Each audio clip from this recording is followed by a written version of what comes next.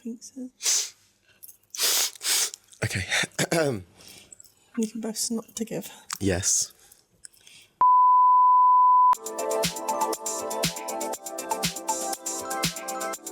Greetings and welcome to HotHaus Drag. May we please remind you that this episode could contain strong language and adult themes.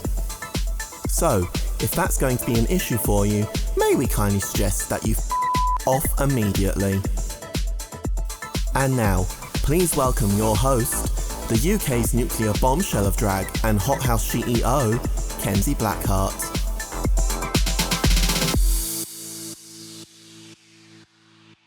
Hello and welcome to the HotCast, the official HotHaus Drag podcast. I'm your host, Kenz Blackheart, and joining me on a very special episode of the podcast today, she is 49% the owner of HotHaus Drag. She was once a spy for the Russian embassy. She's a notorious pearly queen from London, and she's famously related to the Cray twins. Please welcome the one and only Mumma Blackheart. Hello, everybody. And no, I'm not related to the Crays. It's just a family joke that we have because I think it's just funny because you portray very much a nice little old lady a lot of the time. So if you used to be related to the Crays, it's just funny. Oh, I am a nice little old lady. I know, that's why it's funny, because it's like, nice little old lady, and then Reggie and the other one, can't remember his name. Ronnie, thank you. See, you must know that, so. This feels weird. How are you? You well? You good? Not really, no. No, we're all going through it a little bit at the moment, at the time of recording. Chest infection, but, you know. Bronchitis. Bronchitis, yeah. Ain't nobody got time for that. Thank you for that. Jake's in the kitchen laughing now at that. Yeah, we're all sort of going through it a little bit, so we're just muddling through, and it is what it is. So let's start the episode, and good place to start, I know. Start the episode. Mm-hmm. So let's talk. Again, I know this is like quite a weird situation. We don't normally sit down formal like this, but like I said, we don't normally sit down formal like this. Yeah. So so going way back to things, the start, you was born and raised in East London. Sorry, yeah. Originally an East End girl. Yes. Which part specifically? East Ham. East Ham. What was, life like for you growing up there? Well, we were slightly different to most families, which you don't always realise at the time, because you just think your family life is the same as everybody else's. Yeah. My sister and I, mum and dad, we actually lived with my grandparents. When my mum and dad got married, they wasn't able to afford their own place. It started off as a temporary thing of like arrangements, just living with them until they could get something themselves, and then they stayed there until my nan and granddad passed. So the house was divided into two, like an upstairs and a downstairs basically, and we shared the kitchen and bathroom. So when we lived upstairs as such, and our living room was up there, and nan and granddad's was downstairs.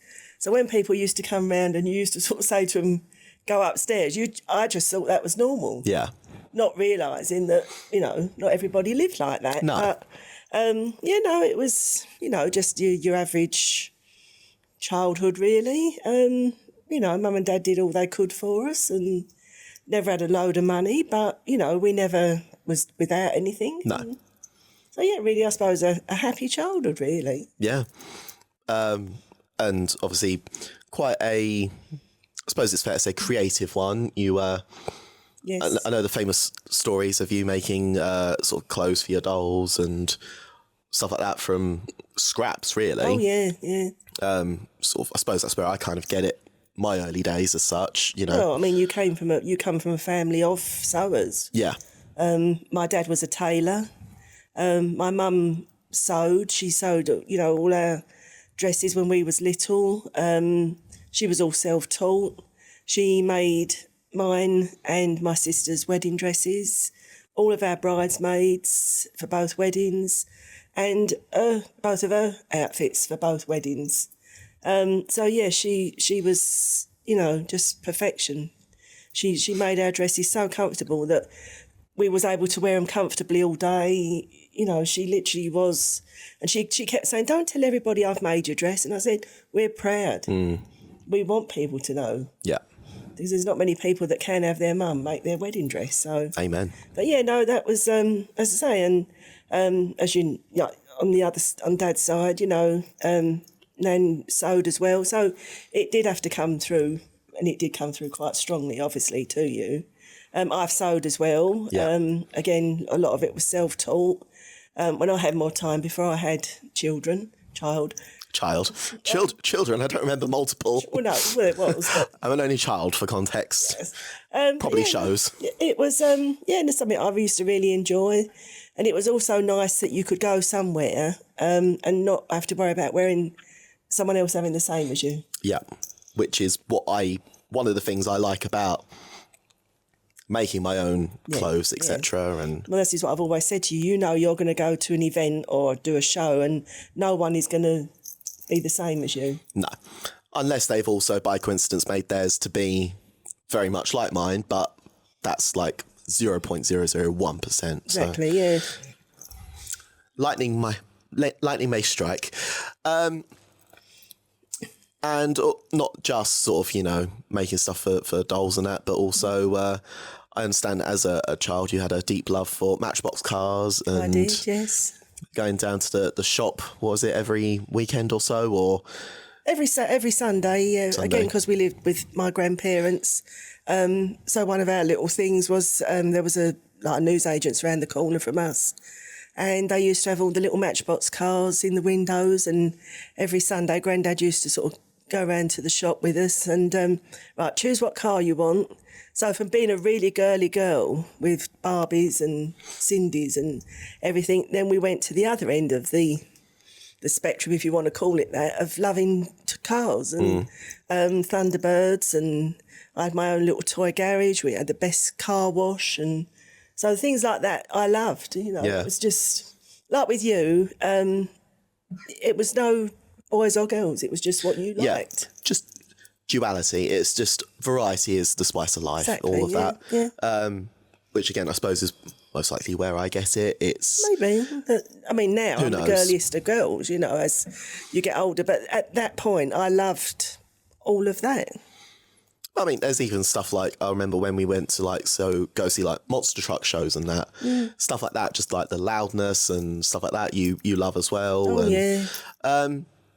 Another thing that's quite prominent in our family, especially today, is obviously music. And I would describe myself as polyamorous, which is just not sort of committed to one specific genre of music. I like all of them, which obviously I got from both yourself and Dad.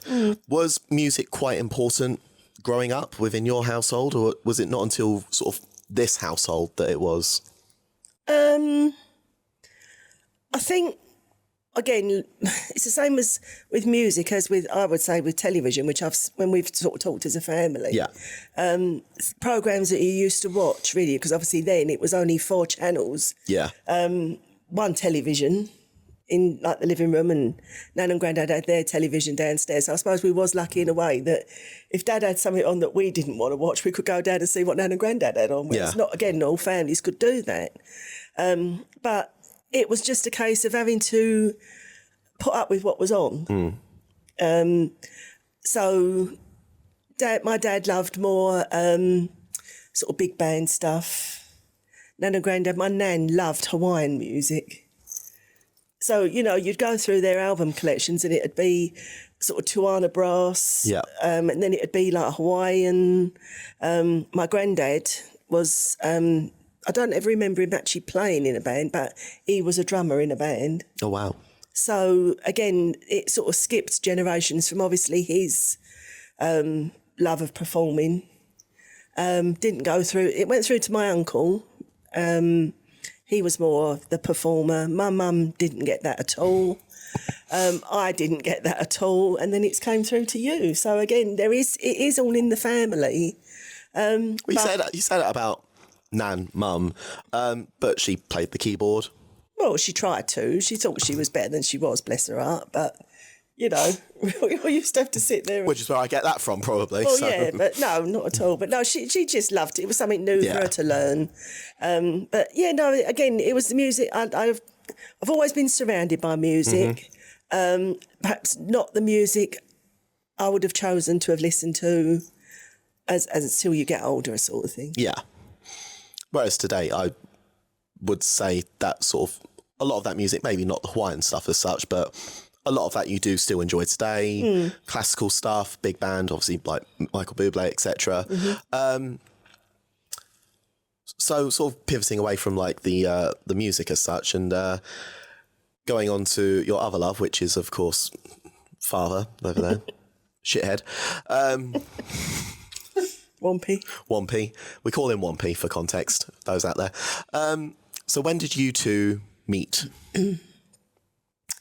We met, my mum and dad used to go to a railway workers club that was right near East Ham Station. My dad never worked for the railway. My dad actually worked for British Gas, but he knew a friend and they got him membership for this club so that we knew the drinks was cheap and, you know, and they used to sort of say to us in between of boyfriends and things, you know, come on, you've got nothing else to do, come up the club as it was called. And some family friends used to go with them as well. So we used to have some really good nights there. It was the typical working man's club bands that they used to get there, some better than others. But yes, and then one night, again, we was sort of going up there and just all of a sudden at the end of the night, I mean, and by the end of every night we left there, because the drinks were so cheap, we was very drunk. Yeah. So many's the night I remember not walking out there with any shoes, holding my shoes. As long as it's just your shoes. Yes, it was. And then, I say, then one night we was just sort of getting towards the end of the night and these two guys came over to us and asked us, my sister and I both, to dance. And I went and danced with Dad. Stephen. Didn't talk to me at all. Sounds about right. Which he was always so quiet. So, you know, so we danced and he sort of like, we parted ways and he went back with his friends and I sort of sat down and that was that, you know. That happened. And then I think he came over sort of at the end of the night. You might have sent his friend over. I can't really remember, to be honest, the exact details, but he asked me out. And I knew at that point he was a little bit younger than me, which I'd never been out with anyone who was younger than me. So it was a big thing. And it's only by about 3 years, but to me, that was a big thing. Yeah. So he asked me out and I said no. And as the story now goes, he was so rejected that he really got really badly drunk that night because he was like licking his wounds as such. So you femme fatale. That was, let's say, around about end of January time. And so after that, you know, we used to sort of go up the club every now and again. But every time we did, something kept throwing us together. There was one night we went up there and they had a magician. And the magician obviously didn't know who we were. And for one of the tricks, he had me up on the stage and he called Dad up. You know, and there was lots of things that kept happening and it just kept throwing us together. And, you know, and just never... He still didn't ever used to come and talk to me, though. It was always, you know... Sounds about right. Yeah. And you think, oh, well, you know, I'd upset him and he was still licking his wounds and everything like that. And that was it, sort of thing. And then we got to middle of March and, again, Mum and Dad said, oh, come up the club. I said, no, I don't want to go to... Come up there. You've got nothing else better to do. Okay. That old chestnut. So, and I also had... it was the days of the cameras where you had to have film developed. Yeah. So I still had a film in my camera that I needed to finish up. So I thought, I'll take it with me. Just even if I take some silly pictures of us all up there. Again, it was the usual crowd, Mum and Dad, myself and Dawn, and our friends, Kath and Brian. So we was all going up there and, I thought, OK, I'll finish it up that way. So when we got there, there was like a section sort of petitioned off, really. It was a private event, and it turned out it was Dad's 18th birthday. So his mum and dad had arranged like for all their family and everything to be there, and that was his sort of celebration. That was on the Saturday, although his birthday wasn't until a couple of days later. Yeah.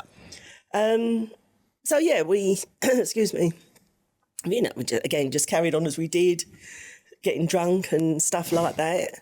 And anyway, midway through the night, they had Dad up the front there and with the compere and everything, and his mum had arranged a kissogram for him. So this blonde girl came in, and beautiful, absolutely beautiful she was, although Dad says he still can't remember, but I've got the photographic evidence somewhere. Talking shit. Yeah, she had the basque on, stockings and everything. Nothing nasty or dirty, but she just sort of, made a fuss of him, and they sang happy birthday to him and everything. So got able to use the camera then, the camera came in really handy then. Of course, night. Yeah. So that was that. His mum sort of sent some birthday cake over for us all to have, and again, we'd got a lot more drunk by then. And so at the end of the night, my sister, she was really drunk. She said to me, "Why don't you dance with him? It's his birthday. It's his 18th birthday." I said, "I'm not going to go and ask him." And I really didn't think she would do this. So I said, "I'm not going to ask him. I will." I said, "Yeah, go on then, you go and ask him." And I can still remember her now. She downed that rest of that drink, banged her glass down, and she got up and she walked over to him. And she went, "You?" Dragged him out onto the middle of the dance floor. She come back, got me, and put me there with him, and we danced, and we kissed me, and that was it. Yeah. And then you knew. Yeah. Yeah. And then did you... was there still... so if I'm remembering correctly, was the first go-out rejection the only one, or did you also reject the first proposal? No. Oh, fair enough. No, I didn't reject that at all. Oh, okay. Yeah, no, he kissed me, and that was it. And then, because again, having a lot to drink, we always used to get a taxi back home in the cab, in the cab to home, and all the way home. Because by then, he'd asked me out, and I had agreed to go out with him. But all the way home, I had my mum lecturing me. I was blind drunk, telling me, "Don't you mess that boy around. He's a nice boy." I said, "No, Mum, I wouldn't have agreed to go out with him." And so I had her in my ear for the next few days until I think his birthday was on the Monday, and I went out with him on the Tuesday. And all that time, I had her still lecturing me. Nice. And so we went out, and again, even on our first date, he didn't really talk to me much. Sounds about right. Yeah, we went into some pub in East London. I don't know where we went, and we played pool. And it literally and it was quite a while until I see the real him. He'd come in with the family and everything, and then all of a sudden this Sunday afternoon he came round, and it was a whole new him. Switch had flicked. Yeah. He was comfortable enough, obviously, to be the real him then. Yeah. And from then on in, he just sort of terrorised the family. My poor Nan. I was about to say, if I remember correctly, your Nan was also my Nan absolutely she bore the brunt of it. She adored him and Uncle Ray, and my mum did. They'd never have they'd have everything said against us, but they'd never have nothing said against them two. Yeah. They was absolutely the apple of their eyes. But yeah, no, my Nan, they used to wind her up and muck about, but she absolutely loved them. Yeah. Oh, yeah. Lovely. And then that was the real him came out. Yeah. And he's like that, as you know, with everyone. Everyone thinks he's so little, quiet and sweet. And little do they know that then when they get to know him, lurking underneath is quite a quite dark humour, really.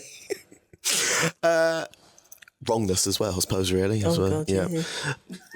As with me as well. That's where I get it from. So then at what point did you go from sort of East London to where we are today, Basildon? I had a lady I used to work with, and she was getting married, and she had bought a house in Basildon. And so obviously then it was sort of like finding somewhere that was easy enough, because Dad had to work into London. Yeah. That was easy enough for like to commute, but we could afford. Yeah. And we knew that we didn't want to stay in London. We knew that we wanted to move out a bit. And so she sort of said, she said, "Oh, come and see what you think of Basildon." So we went and visited her and her then husband, and seemed to really like it. And so we said, well, shall we start looking around here? Which we did. See many different houses, and we couldn't agree on a house. Literally, it was a wonder we were still together, because either I'd liked the house or Dad had liked the house. Yeah. But we didn't ever find anything really that we both really liked. And it got to the point that we was arguing. I mean, we'd never argued. But we was arguing over everything. It was a really horrible time. It really was. And then one day we came and see this house. And by then we got to the point that no one said nothing, because she was frightened to. So we see the house, sort of thanked the people, came out and sort of got back in the car. And I said, "I quite like that one." He said, "Yeah, so did I." So we said, so we had to go back to the estate agents and then say, "We're really sorry, but we didn't really ask much about it. Can we go back again?" And so we did, and then we was able to ask more and see it again with clearer eyes. Yeah.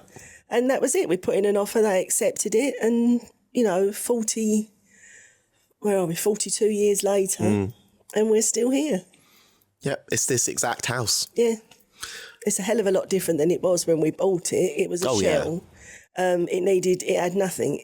Dad literally rewired it. He put in the central heating, everything, new kitchen, new bathroom. So, yeah. Yeah, even the doorway to the living room, I think, is different. Yes, and so... Not that I remember what it was originally like, but I know what the neighbours' No, but if you go next door, then you'll see that exactly. That's what this house used to be. So, it took us a long while to find it, but, we did in the end. So worth it in the end. Yes. And then, of course, I imagine you would have started trying for me. Hello. Which, I don't know how much of it you want to say, but my arrival into the world was... traumatic. Well, no, I mean, we'd never, again, you sort of get married and you're settling into your life and everything. And we was married a lot of years. I mean, we was married over 7 years until we sort of, and then one day, it was only a pure chance, we was sort of talking and we was out somewhere and didn't even know how the conversation started.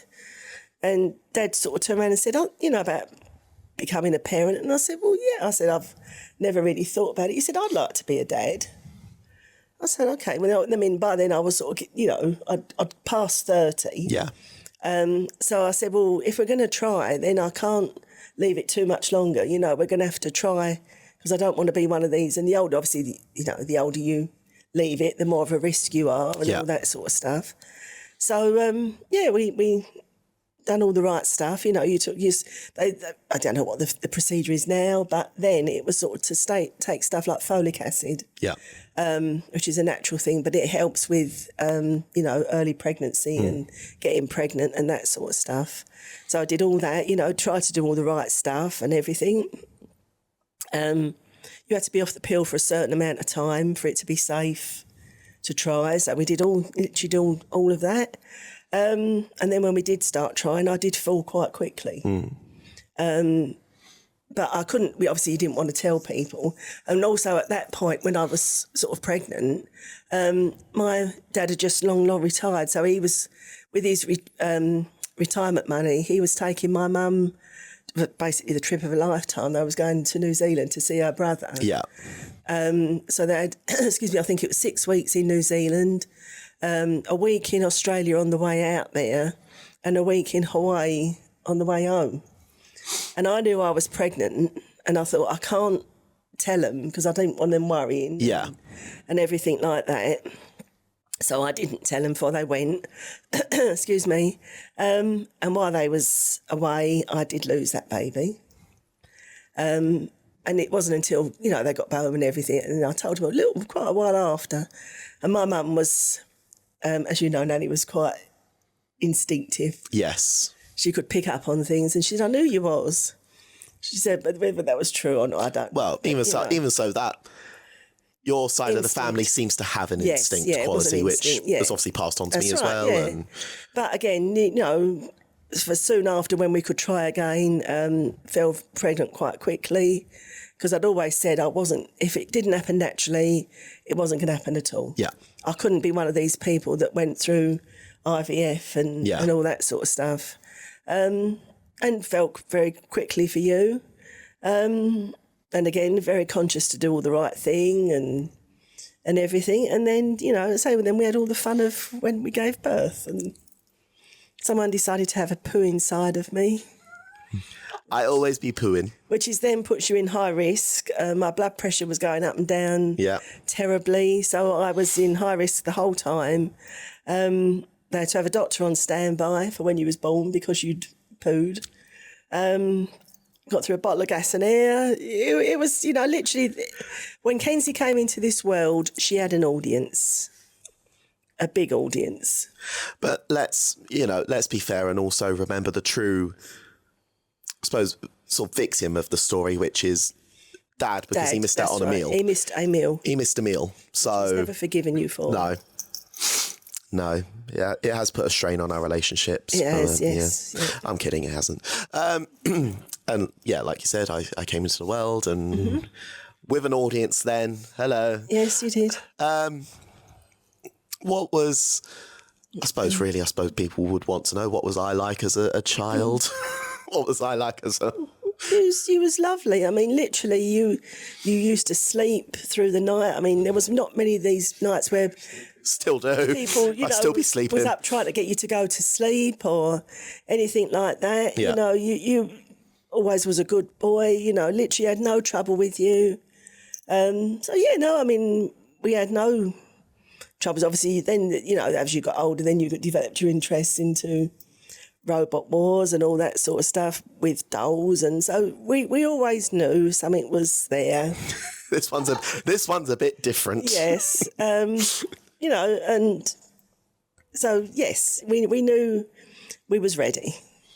Was there a particular, moment or that obviously before my coming out, because that was the key indicator, was there a particular moment where you sort of went, was there a particular... No, I didn't. No, obviously not that. No. But was there a particular moment that sort of gave a sign of things to come? Well, I don't know really. I mean, you always wanted this doll's house, so we got you that. And again, when it got sort of talked about having Action Man and all, he wasn't interested in all that. I just loved interior design. Yeah. So it was always, there was no particular one thing. No. But we just knew. Well, I did. Yeah. Again, it was something we never really talked about with us, but it was just a case of we just knew. Yeah. Or I did. So, and then, it had to be, as we all know, that it had to be a case of when you was ready to say. So.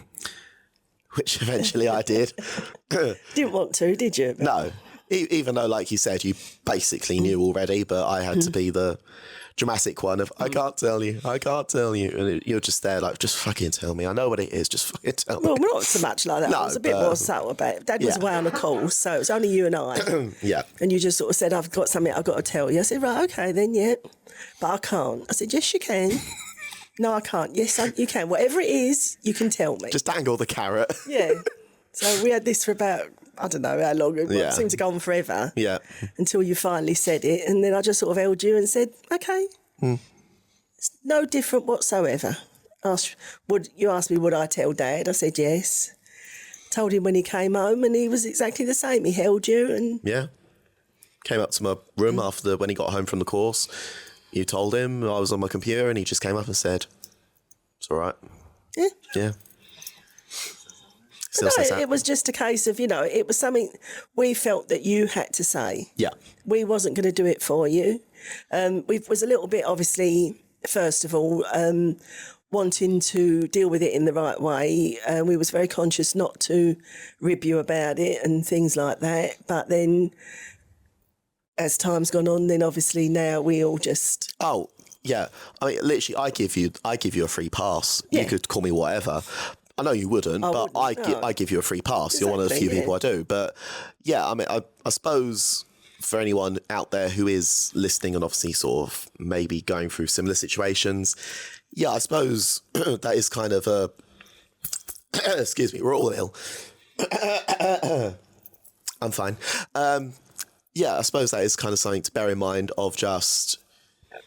you're not always going to be stepping on eggshells, only at the start, because obviously there, as was the case with me, sort of just you're coming to terms with it as well yourself as a gay person. So to have sort of like any outside voice as well mocking you for it as such is obviously just going to throw you further into turmoil. But it's not always going to be the case. Like I said, I literally do not take anything seriously now, really. No, well then obviously we didn't, we wanted to do the right thing. Yeah, of course. At that point, we told the rest of the family or the close family that needed to be told. Yeah. Again, but it's no one else's business apart from ours, but we still told them and everyone was of the same opinion. Yeah, okay, that's fine. We all know. Let's just carry on. The parading around in wigs and doing interior design on the doll's house kind of gave it away. Well, but there you go. So, yeah, again, you was a little bit, you went from your doll's houses to your robots and you love building paper robots and cut out card and, we could sit you there with card and sticky paper and literally you'd spend hours. And the models you used to make, again, so creative. So it's always been there. Yeah, always been creative. Yes. Yeah, and then I suppose I kind of remember talking to you about this not long ago because we went to a very 80s specific exhibition, all to do with like the Blitz Kids of London, for those that don't really know. Amazing exhibition, but I sort of remember talking to you then about like, because obviously that was the time of like the AIDS epidemic, etc. Sort of what was your, I don't know, like awareness or thoughts at that time? But you sort of said like you didn't really have much need to be aware of it as such. And I kind of remember asking you then, like, did you really have sort of like much, I don't know, interaction with the homosexual community? And you told me, you said obviously not so much, but not until someone that you worked with when you was pregnant with me. Yeah, literally, that was the first, consciously gay person. He was the loveliest fella. And, you always used to look out for me, make sure I was okay, and used to check on the bump. Can I check the bump? Yes. Yeah, they're moving. And, it was the loveliest fella, he really was. So, yeah, no, not until, obviously, now that ever had real contact with the gay community as such. It wasn't a conscious thing. It was just our life had led you, Yeah, that's just the way it was. Yeah, literally. Yeah. But no, that was it. Say we knew the AIDS epidemic was going on. Yeah. It was all on the news and everything, but never had to deal with it close. No. Close calls. Close to home. Yes, yeah. And it was just, something that we didn't have to deal with. So, but I'm sure if we had to have done, then we, again, it's when any situation you're put into, you deal with it. Yeah, exactly. Yeah. And I'm fine. Also, again, sort of speaking of, if you're sort of happy to talk about it, but I suppose it's maybe something that's good to get out in the open because people do ask you about it. You're of limited mobility. Not that that's ever been something that's defined you, or I would even say held you back. Like it's always, I've always looked up to you in the sense of, yes, you have a disability, but you've never let it hinder you. If anything, you're the person that uses it to your advantage. Oh, yes. Which I've always idolised you for. But for those that don't know the story, are you happy to sort of tell the story, or? Well, literally, it was an accident. Yeah. I was coming up for 40. I'd had booked a birthday party. Lucky enough, Dad was here that week of leading up to it. It happened on the Monday, and I was going to be 40 on the Thursday, and my party was due to be on the Saturday. You was at school. You was only... I was in year 2. So you was about 6, 7? What's year 2? Childcare person? 6, 7. Yeah, you was around about that age anyway. And I was coming downstairs. I think I don't know if we changed the beds or something or the other. I was coming downstairs, and for those that have been here, our stairs have got like a mid-turn. I was on the mid-turn coming down, and 1 minute I was coming down the stairs, and the next minute I'd fallen. The next minute you was coming down the stairs. I was it literally wasn't. It was just on that one mid-turn part, and my ankle literally got caught on the riser of the stair and completely shattered. So it wasn't just a break; I'd completely shattered the ankle, and Dad obviously heard me. Lucky enough, Dad was here, as I say, because in the normal scheme of things, he'd have been at work, and he obviously tried to get me to stand, couldn't stand on it. So we had to get an ambulance and took me to hospital. They x-rayed it and told me what I'd done. And they said that, this just can't be set and put into plaster. We've got to rebuild your ankle. You've got to go under. So I did. And so, I had the operation and I was in hospital for my 40th birthday. I had to cancel the party because I was still in hospital then. Yeah. And so I did finally have my 40th birthday party on my 41st. Did it a year later. And the doctors at the time told me that it will restrict you. You will suffer from arthritis early in life. Yeah. And that's exactly what's happened. So that's the way I am now, that, I've got the arthritis and haven't got the mobility, and it will steadily get worse, but I still try to keep going as much as I can. Oh, yeah, of course. And that's it, really. Yeah, I have to do things in my way of going up and down stairs, etc. But yeah, I just get on with how I can best do it anyway. No, exactly. And like I said, you've always... cough break. We're so healthy. You don't have to. You're not on camera.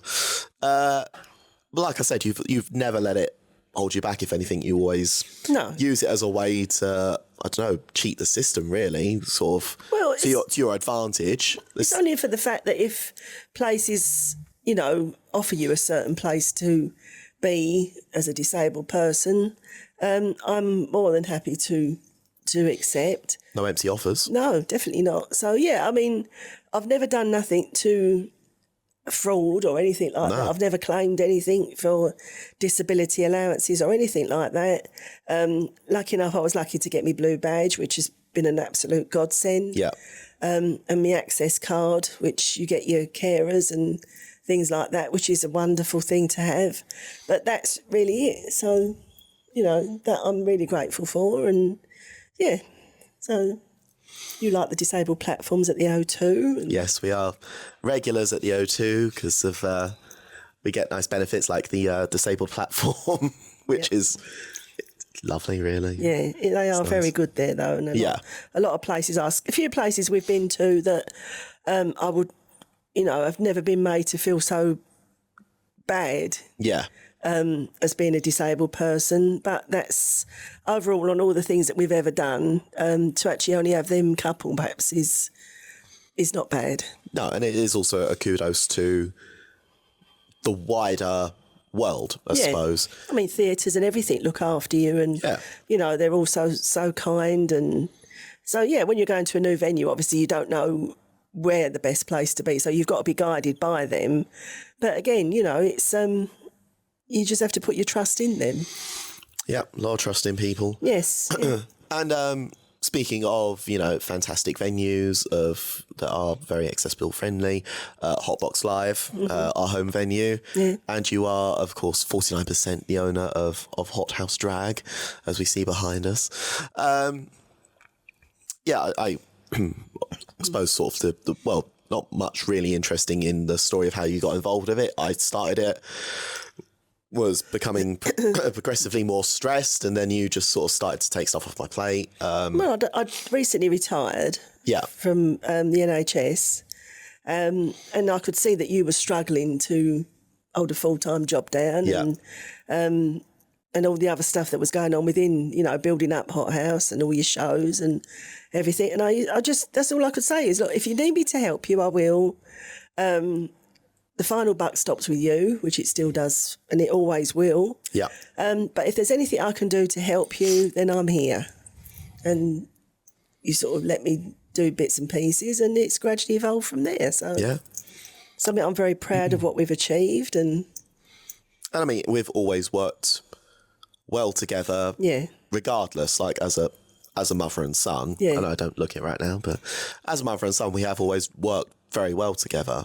I mean, we do lock horns sometimes on decisions for HotHaus. But it's only, I would only really ever dig my heels in if it's something I'm so sure of that I would really fight for.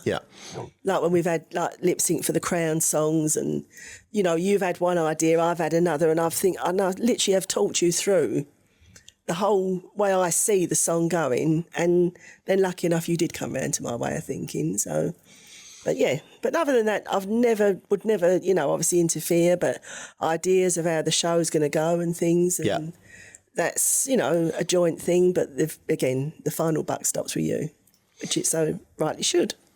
The final decision is mine to make. Exactly. When I sort of started, HotHaus, what was your initial, thoughts or reactions? Well, surprise, because obviously, as you mentioned in your episode, that we knew nothing of what was going on. We're all of us are always on our laptops of a night. That's just the way that we relax in whatever way, whatever we're doing. So you're always on your laptop. And so you was always on there that we had no idea. We wouldn't have even known what was going on. And it wasn't until, as I say, one night you just sort of said, oh, can you book in such and such date? We're going out. And, okay, where are we going? And it's, like again, as you said in your episode, that it's the inaugural show of HotHaus Drag. Okay, what's that? It's me. Okay, what's HotHaus Drag then? Well, I've got this group of people, and you'd been and seen the venue, you'd got your cast together, you'd built your brand, all before we even knew, and that was so proud. And it didn't really hit until after the first show, which was incredible. And I was just sort of sitting there, you was off getting changed. Still sitting waiting for you now, as we do at the end of every show now. In my defence, it's better if I'm first one in, last one out. True. In my defence. True. So you was round the back getting changed and everything, and everyone was telling us what an amazing time they'd had, and all of a sudden it just hit me then, and I said to Dad, he's created all of this. And then at that point, obviously, we didn't know if it was going to be just a one-off show or then it was going to progress into what it did. You wanted to, start off doing a show every month, which we said, well, we don't think that's going to work, as in people being able to afford it. And so, again, we did have to sort of lock horns a little bit on that. You was, again, of the opinion that you was going to go in and do what you wanted to do. And you wanted to sort of make it a bit political, and you tried it and it didn't work, let's be honest. And we just sort of, as we always try to advise you from an audience point of view, is do what's going to make the audience happy. You want them to walk away being happy and proud, wanting to come back. No, exactly. Not have your beliefs and everything thrown down everyone's throat. And that's what we are now. Yeah, exactly. We are a feel-good show that, as we say, leave your troubles at the door for a few hours and escape. Yeah. And a safe space for those that need it. Exactly, and just, it's just a sanctuary really at this point for a lot of people, which is lovely. Yeah. Obviously, I spoke on the episode about like my sort of proudest moments as such, and with HotHaus. Are there any with you that particularly stand out? I mean, there's just been so many over the years, haven't there? You know, literally, it's hard to pinpoint a particular thing. Like, again, as you said in your episode, the Spice Girls. Yeah. When you did that. And I suppose because we was like involved with the rehearsals, and so we'd literally seen it from its initial being born, from the rehearsal room to the stage. Yeah. And again, you know, it was just incredible to watch. Even then, from the first run through, you was all so at it. You know, the way you all worked together and bounced off of each other and let's try this, do this. And all of a sudden it was there. Yeah. And to watch you all do that, it you know, it's an incredible thing that we've got the honour that we see, which no one else does. No. But again, so proud, you know, and you sort of think, how can they think of that so quickly? And, you know, but you all, as we see, gel so well and quickly and easily. And so there is no real task in it. It just happens quite naturally, doesn't it? Yeah, and it even just, it's like that with all of us within the group. We're just, once we sort of gel and bounce off of each other, the stuff that we can all just create, it is incredible, which I personally love. I've always wanted to have like almost like a coven, really, like a witch's coven, which HotHaus kind of feels like to me now, especially with everyone that's around us.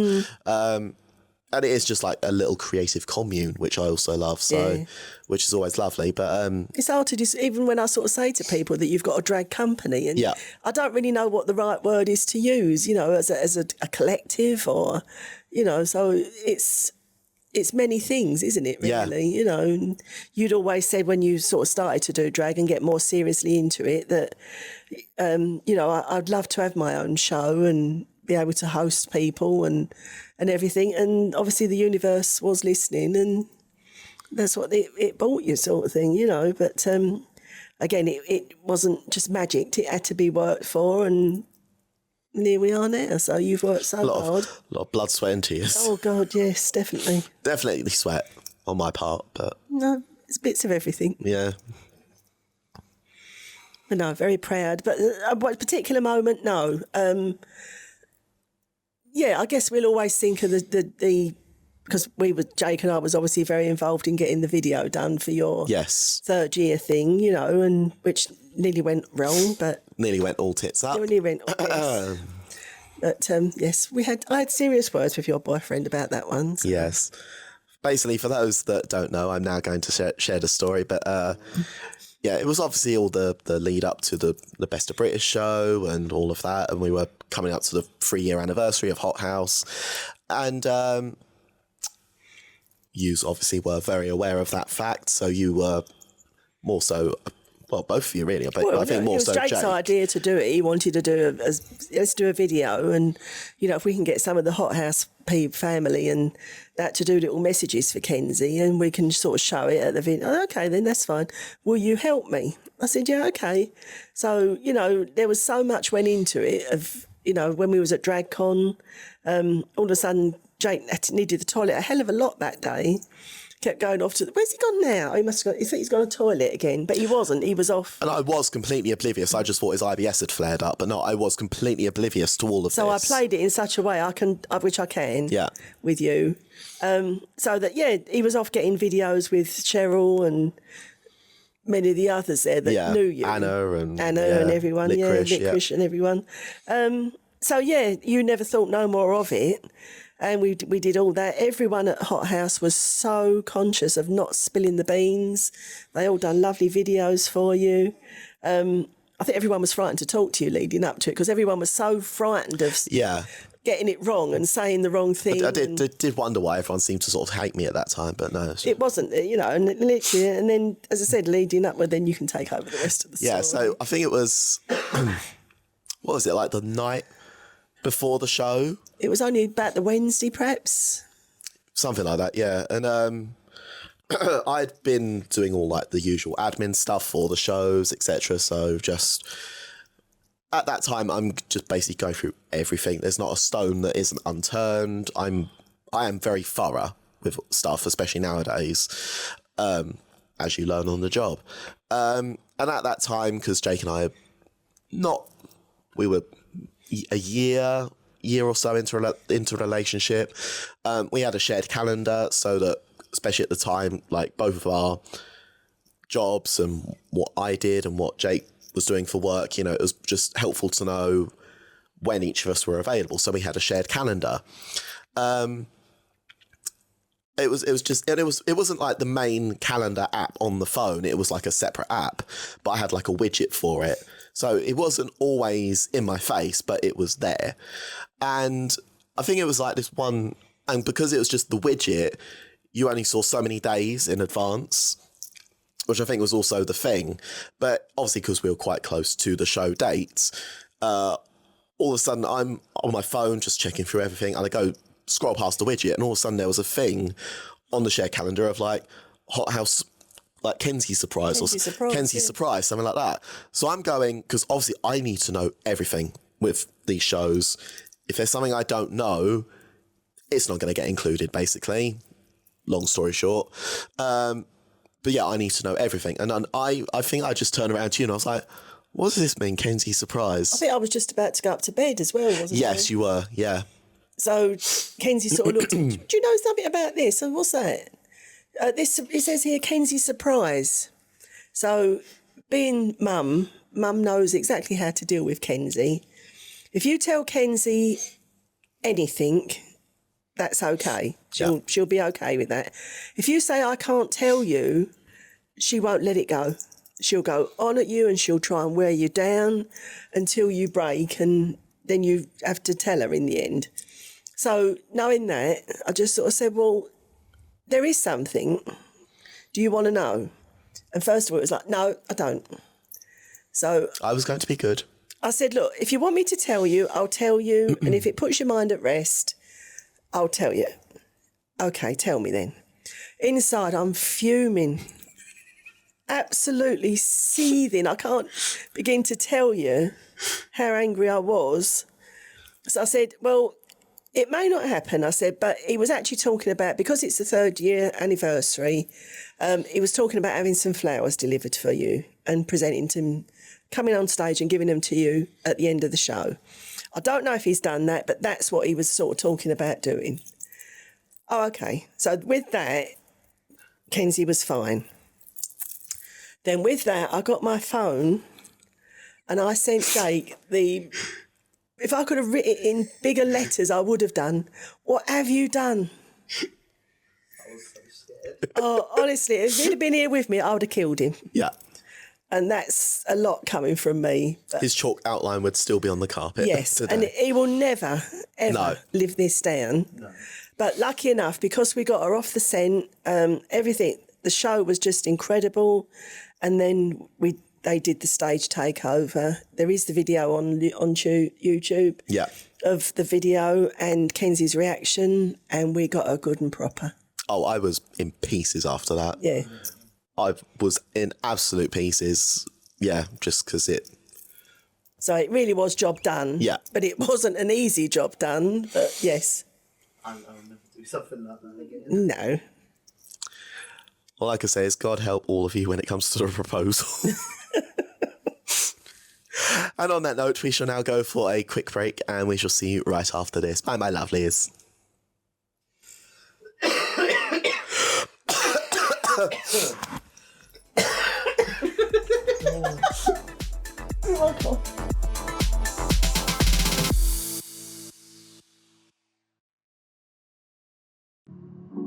This episode is sponsored by Dina Lawman Photography. Now, if you have been to any of our visual HotHaus channels, whether it be our website or our social media, or even the social media of some of our drag performers, then no doubt you have seen Dina's work. Now, it's not just drag performers that she photographs, okay? She photographs everything from children to families and pets to even boudoir shoots, and of course drag performers.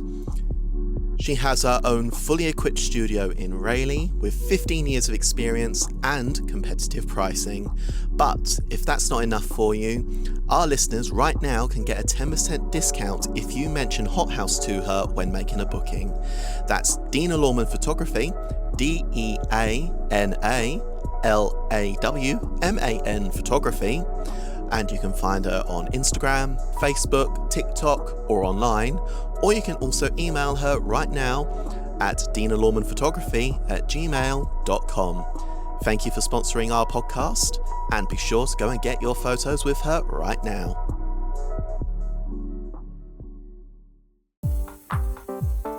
Are you looking to get even more HotHaus goodness into your life? Then follow us on all of our social media channels to stay up to date with our latest news and events. Or you can visit our website at hothausdrag.co.uk to find out more and buy your tickets for our next fantastic show. See you there, my lovelies.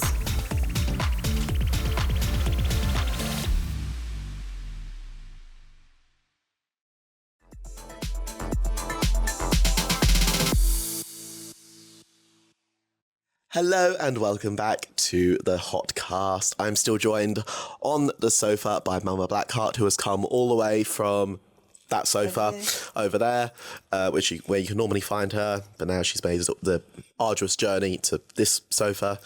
And we begin this next section with audience questions.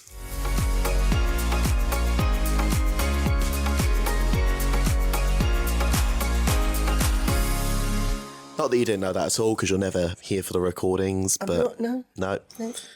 Normally you're elsewhere. She's literally here for every recording. I get to see what others don't. Exactly. I get that honour. And there has been some tea spilled. And it has been an honour, believe me. So, yeah. God, Yeah, truly. Lovely. Just hear my mic. This is the part of the show where you lovely folks out there get to submit your questions to our very special guests. Thank you for doing so. And Mumma B, we have some here for you, even though you didn't think anyone would. I didn't really think anyone would be wanting to know. There we go. See, you are an icon. You are the moment. Now, come on now. So the first question comes from Anonymous, and they ask, what do you look for in a new performer coming to HotHaus? Passion. Someone who they really do want to perform. They just don't want to tit about on stage, really. We are lucky that when we get our applications come in for hot shots, I mean, it's just built every year. Yeah. So now we get to the point that we could literally do like a few rounds of HotHaus. Yes, I think that might almost become like the next stage on at this point. Because we've had so many this year apply that when Kenzie and I mean, again, it was just me here sitting next to Kenzie advising on what I thought. But again, at the end of the day, it was your final decision as to who made it through to the competition. But it's just people that, they really want to perform. They really want to just, bring something to the stage. And so it's a hard thing to try and describe, but it's something that you know it when you see it. Yeah, it's almost like I always say when people ask me like the same question, but I love to see in performance in general, not just with drag, but any sort of music artist, anyone who is a performer, when you can tell that they literally eat, breathe, sleep, shit their art form. Like it just it emulates out of their pores. It is that sort of moment, really. It's just it's such a dedication to your craft. I mean, when you think what our performers do as well, there's not many drag companies that do what we do. No. As in to have a cast as big as we do. But then also they just do a drag show. Yeah. I don't know of any others, to be honest. I don't know a lot about, a lot of other drag shows, but there's not really any other drag show I know that every show is a different theme. I would say maybe America. Yeah. That's where I see it most often. But even, you know, when we've had our special guests come and they say there is nothing else from where they've all come from like us. Yeah. What we do. And so for the performers to be able to adapt to every theme that we throw at them and produce what they do, it's just, I'm in awe of all of them. And they don't even, it's not even a case of, oh, I've got to pull this theme out of my arse. They do it with such aplomb. They're so passionate about it. I mean, again, it's things that no one else sees that apart from what we see, is that for months leading up to a show, they're all planning what they're going to do. Yeah. They're all talking about it with each other on the group chat. You know, this is what I'm planning to do. It's so much thought that they put into it, and we're so obviously what they produce on the night for us is, and for you, is incredible. Yeah. So we're so proud and so grateful for all what they do. Genuinely. And you know, they want to literally live the theme that we give them. It's just amazing. Yeah. It really is. So for someone who comes into Hot Shots, that's what they've got to bring. Yeah. Something that's that passion and dedication. And you don't even have to be that good of a performer yet. No. But if we can see that you literally are so passionate about it, happy to give you the stage to work on. I mean, look at the people that we've seen the progression. Yeah. Cosmo came to us in the first season, didn't she? Yeah. Was worried. A mum contacted us and said, you know, Cosmo would love to perform with you. Would that be okay? She was only 15 or 16 at the time. Yeah. We said, yeah, that's okay, but you know, she's got to have a chaperone, and so she came with her, and we've literally seen her flourish, haven't we? Yeah. Scarlett as well. Yeah. Absolutely flourished. Ace. Yes. The first show that they did with us, it was their first proper show. Yeah. Obviously there was the skill and talent there, but not quite there was still a diamond in the rough. Yes. So that was the show when I was like, I really want to mentor you and become your mother. It is just, you can tell when people breathe this art form. I mean, and also not only that, but some of them are, you know, quite a lot of them, even if they're not performing, like at Hot Shots, they'll still come and just be in the audience. Yeah. I mean, you know, we're not in a position, unfortunately, that we can let them come for free. No. But again, they don't make no fuss. No, we'll get a ticket and we'll come and they support, and they want to come and see who's performing. It could be a new part of the family, and they make no qualm about it, and they're there regardless. Yeah. Which is just, it's an incredible thing to be surrounded by people like that. Genuinely, yeah. Our next question also comes from an anonymous. Biggest pet peeve audience members do? Disrespecting the performers. Yeah. You know, that you've all paid your money to come and see the show. We're not, as Kenzie again has talked about in the past, we're not a show where, you know, you come and have your drink and that's the extra part on the side. It's not.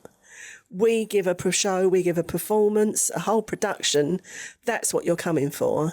The drinking and the talking comes after. Yeah.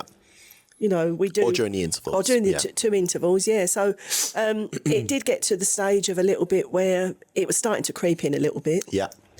And it was horrible for the performers. I felt embarrassed for the performers. Yeah. To have to put up with that. So we was very quick to deal with it and nip it in the bud. And again, I think where other shows that we've been to, it's not so dealt with. No. But we pride ourselves on that, you know, when you come to see our show, you will come to see it, and the performers can rest in the assured, in the best of our ability, that they will be performing to people that want to see them. Yeah. Because for a lot of these people as well, they, like I've said, I think on my episode, etc., they go to other venues and they are just the background. Yes. Whereas when they come to HotHaus, they get to be front and centre. Yeah. And we want to keep that alive because that is the HotHaus spirit. Exactly. And it goes both ways. You know, you give us your attention undivided. we give you everything back that we Exactly. have got. And Exactly. it is very cyclical. Yeah, absolutely. With what we do. Yeah. So no, I that's what peeves me is just rudeness. Yeah. Amen. Our next question comes from Jake. Hello. Hi. You own 49% of HotHaus. What's the one thing you would change? The owner. Yeah. Some days I wish I could as well. Not change. No, I mean just things that I'd like to see progress. Yeah. Obviously, that as people now know that we're doing a fusion show with Burlesque this year, Tassels 360. 360, which we're really excited about, and they are too. And again, such a lovely bunch of people that it's going to be really lovely Yeah. to work with them. But I'd love to see, again, hopefully in future hot shots coming through the years, different things. Yeah. Magician, a drag magician. I'd love to have an opera singer. That, again, I know it's not everyone's cup of tea, but if they got the right song, Yeah. and there are songs that can be done in a more popular way that are still audience pleasers. Oh, yeah. It hasn't got to be, obviously, we love opera and stuff like that, but it hasn't got to be. So don't ever think that it's going to go highbrow, because it won't. But just things different like that, I'd love to see coming through. Yeah. The thing with opera, though, it doesn't even have to be... I think people just sort of like presume, opera, it's some sort of 16th century, whatever. But literally, there are opera moments from pop culture today. Yeah. One of my favourite examples is the diva dance from The Fifth Element. Or the Phantom of the Opera. Phantom of the Opera. Modern day composers or conductors like Andre Rieu, who we have seen multiple times. There is just so much out there that can be done with stuff like that, and it's different. So we just want to keep adding to we are a variety company. Yeah. And I'd love us to see going out even further in different forms of entertainment as well. Yeah. But in a drag way. That's Yeah. what I'd love to see. Even stuff like diverse cultures and that celebrated through the drag lens is we celebrate everything. Yeah. At the end of the day, we really do. Yeah. Our next question comes from Anonymous. Have you always been called Mumma B, or have you been called something else? No, only ever. Again, that only ever really evolved. Yeah. When Kenzie first used to sort of go, it wasn't Drag Con then, it was Drag World. Drag World it started as, yeah. I obviously was always there because I just loved to be with Kenzie or Kitty as she was then, and to be part of, seeing everyone all dressed up and everything, but didn't feel as though I had the right to be in part of the environment and everything. So whenever they used to sort of go and meet other queens and everything, and they'd have photos, and they used to say to me, "Come on, you coming in for it?" No, I'm okay. And no, come and have a photo done with us. And they was all so lovely and welcoming. And it was something that evolved. And the Mumma B thing really only came from being at your shows, really. Yeah, really. I think it might have even been Amber that sort of gave me the title as Mumma or Mumma Blackheart. Then they shortened it to Mumma B, and I'm very proud to be Mumma B. So I'm a mumma to many drag queens. She thought she was getting away with it with just only having an only child. No. But even at Drag Con and that, when we used to go in Drag World, I mean, the Family Gorgeous, and I've adopted most of them. Yeah. My Licorice, I love you, Licorice. Kenzie gets a little bit jealous about that. But I just like to make a joke of it, because it's like, even though I'm her child, it's like Licorice Black, me. So near enough. Yeah. But yeah, whenever we see each other, because again, them living in Manchester, I don't get to see them very often. But when I do see them, it's really special. Yeah. So, but again, the way they've embraced me, I'm very honoured with. And it does go both ways. Our next question comes from, again, Jake. If you had to make an outfit for a queen in HotHaus other than Kenzie, who would it be and what? Obviously speaking hypothetically, but...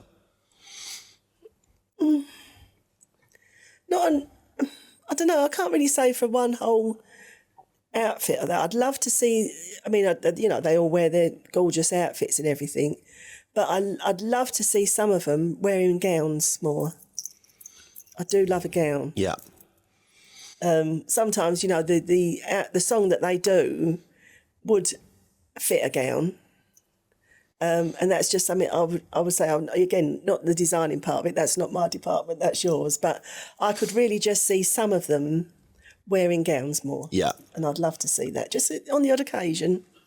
Maybe one night we'll do like a Park and Bark night where we all just do like power ballads or that, and we all just get to wear gowns, and basically what I'm in now, really. Yeah. Our next question comes from Anonymous. Who is your idea of drag perfection, and who are your other favourite drag artists outside of HotHaus?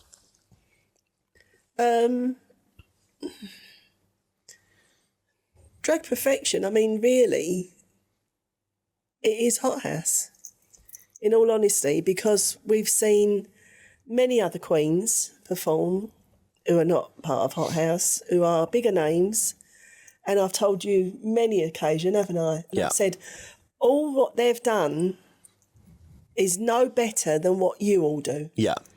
literally. And that's even with a bigger budget, Exactly. tour promoters, Yeah. producers, choreographers, Yeah. all of that. Yeah. So, no, perfection is them, because they do work so hard. I mean, obviously you've got RuPaul and everyone, but they've got all the people pandering around them doing their costumes and makeup and everything like that. And outside of drag, what's the other part? Sorry. And who are your other favourite drag artists outside of HotHaus? Well, as I just said, the Family Gorgeous, my licorice. She's my girl. Yeah. And Cheryl, I love Cheryl. We've got a special little bond. Love you, Cheryl. So no, they're my others that I would say I'm closest to outside of HotHaus. And also not forgetting Brooklyn Heights, Oh yes, Brooklyn, yes. who you love what they wear on Canada's Drag Race. Well, I think when you're going to be mother, as they are, then she just brings it every time. Yeah. I think Rue can either get it really, really right or really, really wrong. Yes. Brooklyn just seems to get it right. Every time, near enough. Yeah. Which is why when we had the honour to meet her, she must have thought was mad. Yeah, because literally we turned up to her. We knew what we was going to do. I don't think Jake really did. No. She definitely didn't. We both just sort of like came straight up to her, and it was like the usual, oh, hello, exactly. And me and you just sort of went, we just have to do this. And we both just went to her, and she was just sort of like, thank you. And then we explained to her, you know, we just have such an admiration and respect for what she does. There's not many people we would actually do that for. There really isn't. Tim Gunn, Yes. from Project Runway, Brooklyn Heights, Andre Rieu for you, Noel Rogers. Yes. So. Yeah, but no, there's not many people that we would do that for, but it was the honour that we could do that to her. Yeah. And then when we explained why, she was quite touched by it, wasn't she? Yeah. Well, as touched as she can be beneath all the Botox and that. But, our next question comes from Lois. Help us all. Well, two questions. First one, what's your most embarrassing sex story? Well, not really a sex story as such, I suppose, but... Do I want to hear this? No, but you've already heard it anyway. Oh, fair. Before we was married, we had our house about a year before. So we used to sort of come down here every weekend and be, obviously trying to make it livable for when we did get married. But my mum and dad was very old school. So they just didn't ever believe in people having sex before marriage. So whenever they used to come to the house, we used to have to get 2 single blow-up beds and make it look as though we were sleeping in the same room, but we was sleeping separately. But then it was 2 camp beds, that's right, 2 like deck chair camp beds. But when they obviously wasn't here, then we had our own blow-up bed so that we could sort of take that down and hide it and things. We shouldn't have to do that in our home, but there we go. It was just to keep them happy. So we had our housewarming party and I got really, really drunk because I hadn't eaten all day and was drinking a lot. So I don't actually remember the end of the party. And one minute I remember being at the party and the next thing we woke up in these horrible beds. I was freezing cold. And I woke up and I was like, woke Dad up and he's like, how did I get here? You got really drunk. What, did I make a fool of myself? No, go back to sleep. That was it. No, love, go back to sleep. Yeah, so, no embarrassing story, but that was just, a little story as to, just to keep them happy. And I think until the day they died, bless them, I don't know if they still knew or not, but it was something, again, we just never talked about. But... Even though you had a child, they still pretend before marriage, yeah. Premarital sex, what would the elders say? No, the elders was okay. My nan and granddad was fine with it. Well, fair enough. But it was just mum and dad. But fair enough. There we go. And the next question from Lois, serious question this time. Who from HotHaus is getting on Drag Race UK next? Quite honestly, as I said earlier, any of them could. They've all got the talent. They've all got the passion. We know a few of them did apply last year for the season that's coming. Yeah.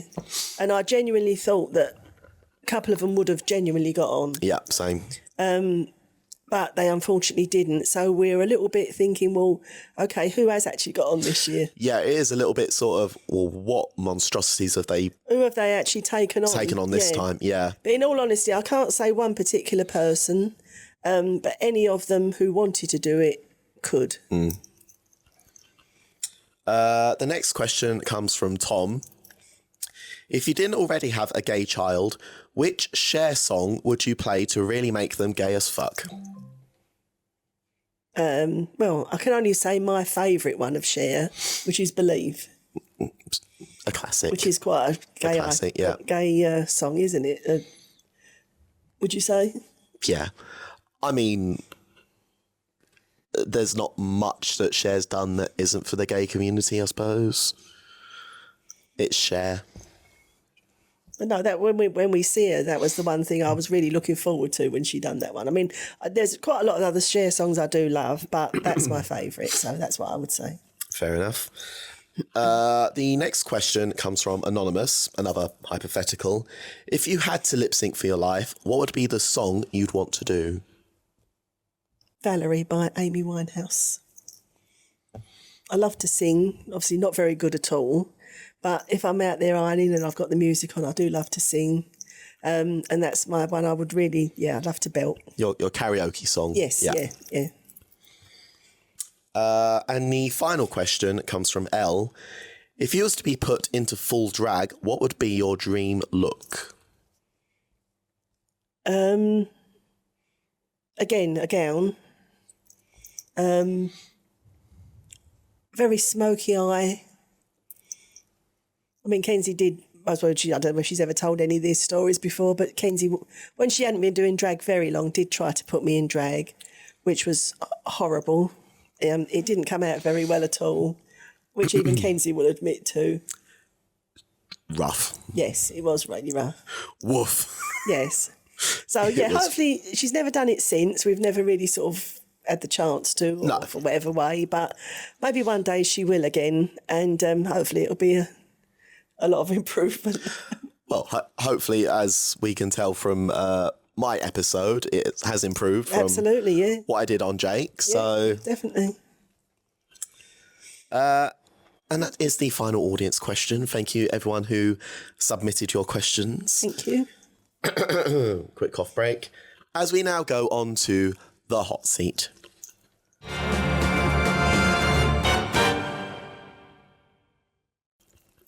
So the hot seat is a quick fire rapid round.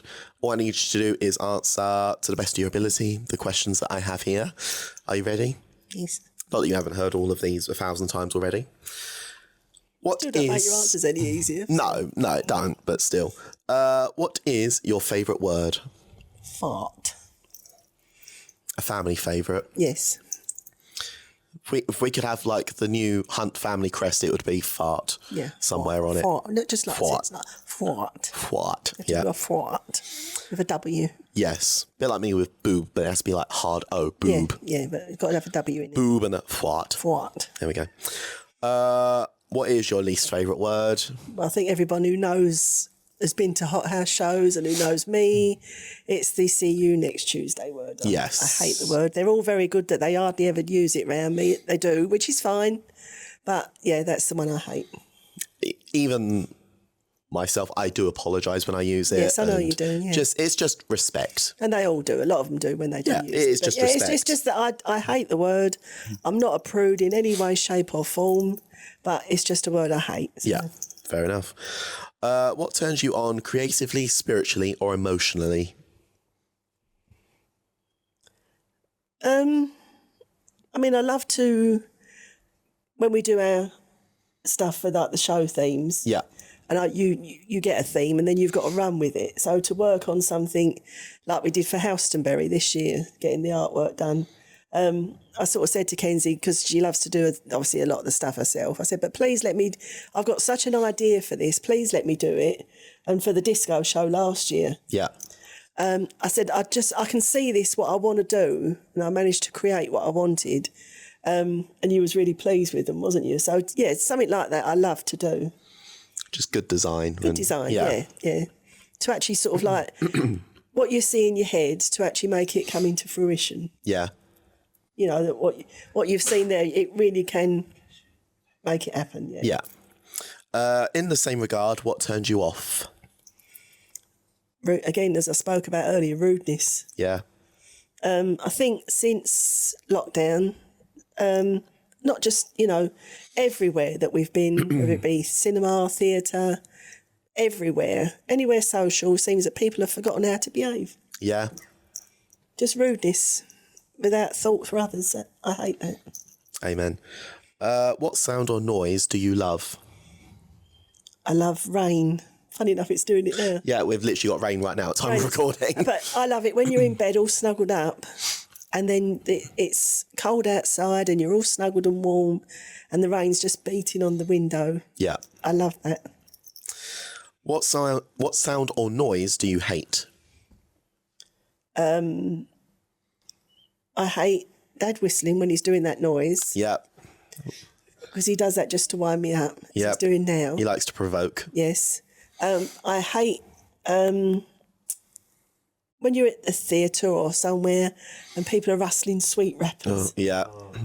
They're not just conscious of their own level of noise. You Yeah. know, and you sort of just and bad on the theatres for selling sweets like that. You know. Yeah. Why can't you come up with some idea of something that people can get their sweets out quietly? Yeah. There's got to be some sort of natural way of Fabric cloth bag or something. something. Something, you know, just a little cotton bag of some sort that's, you know, but yeah, I hate that. Yeah.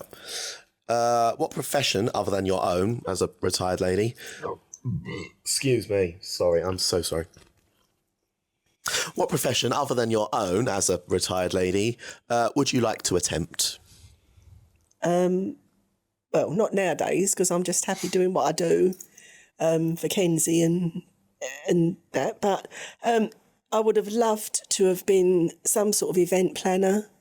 Again, but I suppose that's really evolved into what we do now. Yeah. So you're given a theme and you have to run with it, or a wedding planner, or just something like that. Again, you know, where you get something to run with and create. What profession would you not like to do? Anything to do with blood. Surgeon, or I don't do blood, full stop. So yeah, anything like that. And the final question, if heaven exists, what would you like to hear God say when you arrive at the pearly gates? Don't suffer no more or be in pain. You done all right. You done a good job. Come on in. Yeah. And that's all there is to say. Yep. And that was the hot seat. Apologies for croaking through that. my voice is now slowly starting to go, but thank you again for joining me on the episode and for the Mother's Day special at the time of release. It's nearly Mother's Day in the UK, so Well, I hope all drag mums are as lucky as I am. There we go. Amen. As we go to the final section, which is happy endings. Normally, I don't like to discuss my happy endings with my mother, but Oh, please don't. I'll do it on this occasion. Not in that way. I sound like your mum now. My voice is going. So happy endings is the part of the show where we like to finish the episode off in a light-hearted, joyous way, a la the HotHaus way. So, for example, my one for this episode, and it could only be, which is just you and Dad being the best parents that a queer kid could ask for. Really, that's the... Not to make you too emotional right now, but yeah, that is the God's honest truth, and I will say that forever. So I'm going to stop there before you have to reapply your makeup. I'll give you a moment. Let's talk about farts and farts. And if you're happy to go on, what's your happy ending for this episode? I suppose really again at the time of filming is that I'm just getting over bronchitis really, that I've managed to get through the episode without coughing really. So, it's the little things, I know. But yeah, no, just to have, again, you know, so proud of you, so proud that you've found someone who deserves you. That's it. And on that, oh Jesus, he's off as well. God, as per usual, I'm here stoic and stone-faced. Not even Jake makes me look butch sometimes. Though. Yeah, to be fair, Jake is the biggest crybaby going. Like What? Yeah. anything and everything will set him off. It's quite fun actually when we're sitting here watching television. Yeah. Is he off? There's certain times on certain like movies or programs or that where you can tell it's coming to like a certain part. And at the corner of my eye, I can just be sort of watching him, and I'll have like a timer going in my head of like 1, 2. There it is. Yeah, he's gone. Which is always fun. Quite good this year. Last year was dreadful.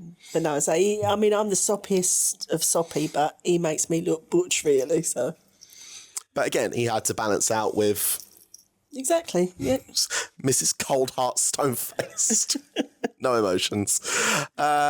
Yeah, normally I would ask people where can they find you online, but you're not avid on social media really, so it's just... Well, I am, but only for you. So. Yeah, so just HotHaus Drag really, that is the only social you need to know for Mum really. Yep.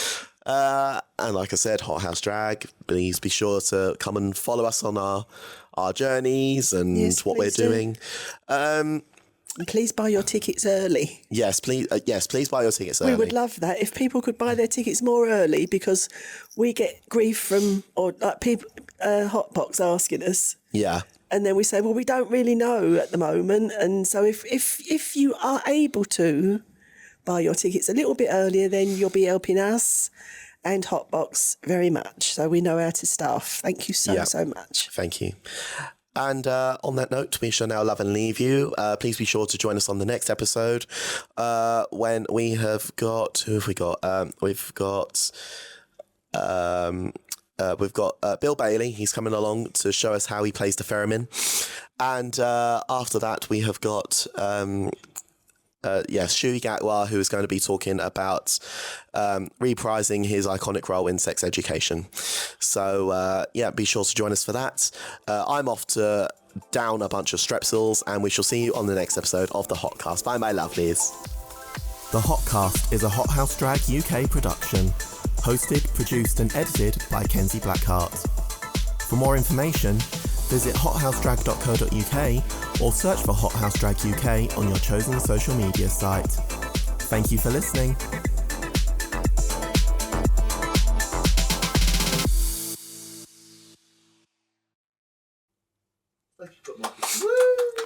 It's like you've got more butch as the episode's gone on. I know, I literally sound like your mum now. You're right. Let's go to a fucking rave.